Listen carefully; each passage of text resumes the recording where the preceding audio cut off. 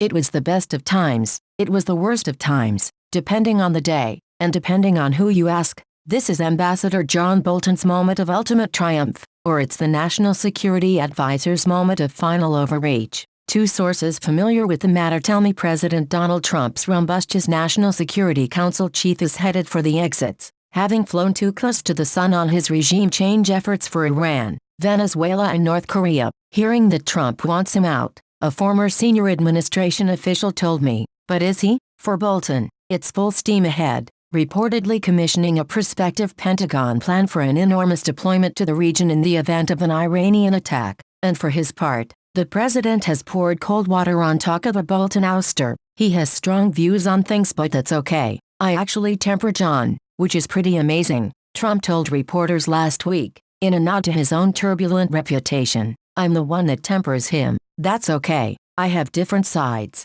I have John Bolton and other people that are a little more dovish than him. I like John, Trump made sure to say, but the president's assurances haven't quelled rampant speculation in the nation's capital, and other capitals, that there's now daylight between Trump and Bolton, and that it is the National Security Advisor who is driving the administration's global confrontations, particularly on Iran. The squabble goes further. A State Department official and a former senior administration official both report that Bolton and Secretary of State Mike Pompeo are fighting all the time. A former senior State Department official still close with Foggy Bottom paints a picture of a Pompeo enthusiastic about isolating the regime in Tehran, but fearful of an actual war that might engulf much of the Middle East. The situation grows more acute by the day. The United States in recent days has deployed new warships to the Persian Gulf, and Iranian-backed Houthi rebels have been implicated in an attack on Saudi oil tankers. One State Department official told me that Pompeo is a conservative and a partisan.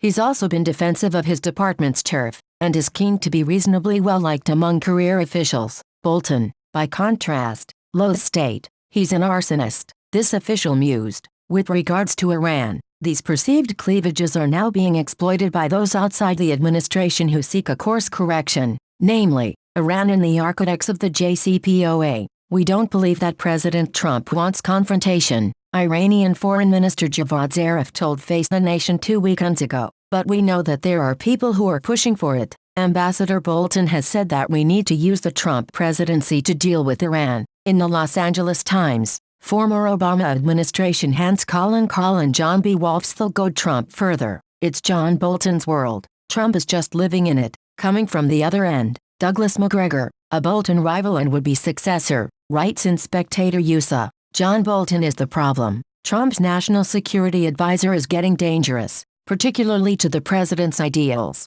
Will such a pressure campaign work? Two things are certain. The president is no fan of usurpations, even perceived, of his authority, and that cuts both ways. But also, so long as Bolton is in government, he'll continue to breathe fire.